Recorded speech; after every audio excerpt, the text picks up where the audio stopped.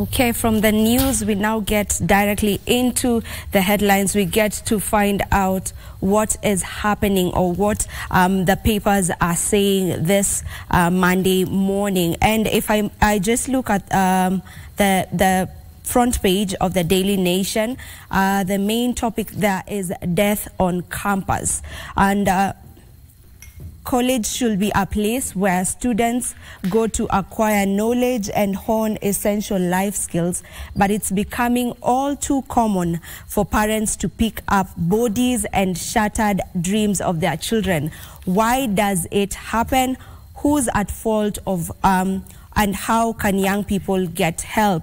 This is a story that is on the Daily Nation. On page 2, they have highlighted that story on why maybe as a country we are experiencing so many deaths in campuses. And yet another story, I'll transform Kibera in 10 years, declares President Ruto as he roots for his housing plan. And that's a story that is on page 4, whereby the president yesterday declared his intention to transform the Kibera informal settlement into a modern residential area by the time he's done with his second term in office, should he be re-elected. And that's a story that you want to get into, and it's on page 4 of the Daily Nation. Another story right here, coffee cartels tried to bribe me. This are words from the Deputy President, Rigathi Gachagua, and the Deputy President claims that unscrupulous dealers in the coffee industry tried to bribe him so that he can go slow on the reforms in the sector. Without substantiating the claim, Mr. Gachagua added that similar advances had been made toward Agriculture Cabinet Secretary Mithika Linturi, but maintained that they will not be swayed.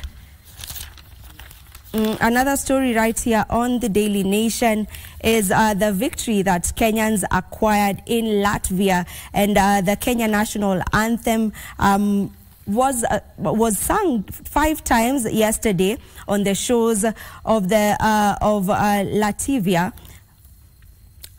where we had Kenyans sweep having clean sweeps right there in that particular race, as this was to celebrate Kenyan victories in the men's and women's half marathon alongside women's 5-kilometer triumph, and 2 team titles in the men's and women's half marathon at the inaugural World Athletic Road Running Championships in Riga, Latvia. I don't know what the Standard has, Mike. Well, Vivian, in the front page of the Standard, they have a heading, "The Puzzle of a Government Living Large." This is a story talking about a story where economists are reacting to the Controller of Budget report and say, in spite of the cost of living going through the roof, and state officials are yet to tame their spending habits, splashing money with wanton abandon and can't be avoided. The story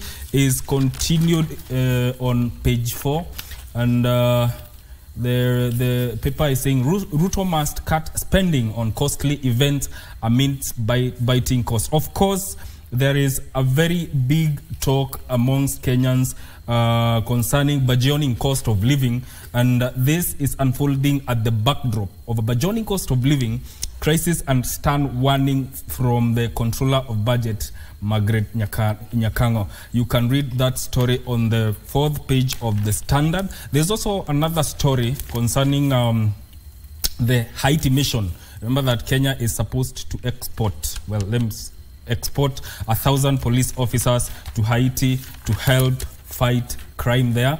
And the story here is talking about Haiti mission. Is Kenya displaying its naivety, or is it all about peace?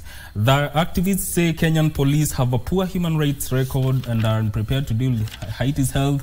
The Caribbean country's history is littered with foreign interventions that have often failed to bring lasting stability. The question is Kenyan police going to deal well with crime in Haiti? That story is told in detail on the 6th page of the Standard newspaper. There's also a story on the story I saw here concerning community health promoters, what they are expected to do.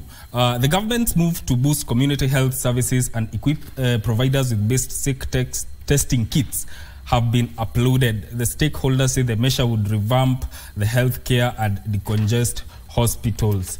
There's also on page 2 of the Standard the object reforms. Coupet object reforms in violating employment rights of teachers. Of course, that is the Kenyan Union of Post-Primary Education. Teachers have opposed the recommendations in the Presidential Working Party on Education Reform. They say certain recommendations must be carefully examined, especially those that interfere with TSC. You can get the full story from the Standard. I don't know if you have another paper there. Yeah, there are what's happening on the there are more stories yes. Still on the Daily Nation, and an increasing number of children are abandoning the traditional role of caring for the elderly as they move away from home. Now, according to Ms. Stacey Musalia, who is the wife of the Prime Cabinet Secretary Musalia Mudavadi, this means that the Kenya's senior citizens are being left to face illnesses and health problems alone in their rural homes. As the world marked International Day of Old Persons, Mrs. Musalia called for an end to rejection and abuse of older people in the community. That is a story that is on page 7 of the Daily Nation. Now, parents to have control over TikTok content for children under new rules. We know that there have been complaints on about this particular social media platform, that is TikTok, and now parents will be able to set time limits, decide what content their children see on TikTok, and have unlimited access to minors' accounts if MPs approve a proposal to regulate the social media application. The regulations that were proposed by Mr. Ben Ndolo have been submitted to the National Assembly, and they have been submitted to the National Assembly's Public Petition Committee for consideration before they get to be forwarded to the House for ratification. And there's yet another story right here on the Daily Nation, and that is mystery deepens over trader linked to Somalia armed deals. For more than 3 weeks, family and friends of Zachary Kamala Sufi, a Mombasa trader who is linked to the illegal supply of arms to Somalia, have been worried about his whereabouts. Now, his disappearance, which happened on the 5th of September, has prompted his family to go to court to demand that the police, who they claim are behind this abduction, produce him. More to that story on the page 10 of the Daily Nation. And there's the story here on diabetes, and it says that diabetes highly undiagnosed in Africa. About 6 to 10 Africans living with diabetes are unaware of their condition. Despite the disease being easily diagnosed through routine screening and blood tests, it seems that many people are not aware of this particular condition, which they may seem to be having. A new report that was published shows that undiagnosed cases on the African continent are far higher than the global rate of 10%.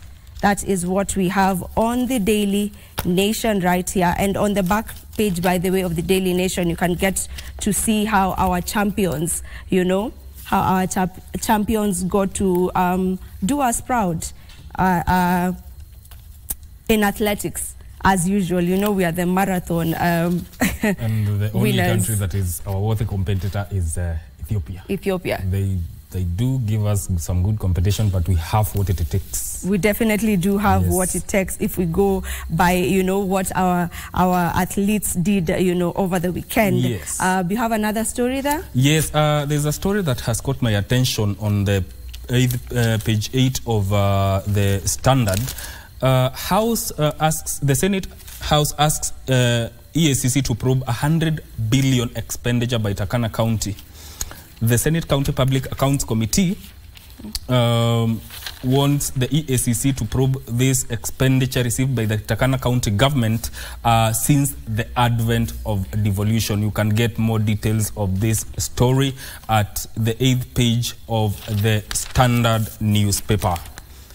Okay, Yes. There's another story here that concerns one of the topics that we will be having today, a topic that you will be tackling, which is on El Nino. Yes. And the experts warn El Nino flooding in Amboseli Park. The Wildlife Research and Training Institute has identified Amboseli National Park and lakes in Rift Valley as some of the natural resources that could be adversely affected by the El Nino rains that are expected to take place this month. We're going to get more into that topic as you just get to dissect it for us later on in the bulletin. Right now, we take a very short break, but don't you go too far. We'll be back.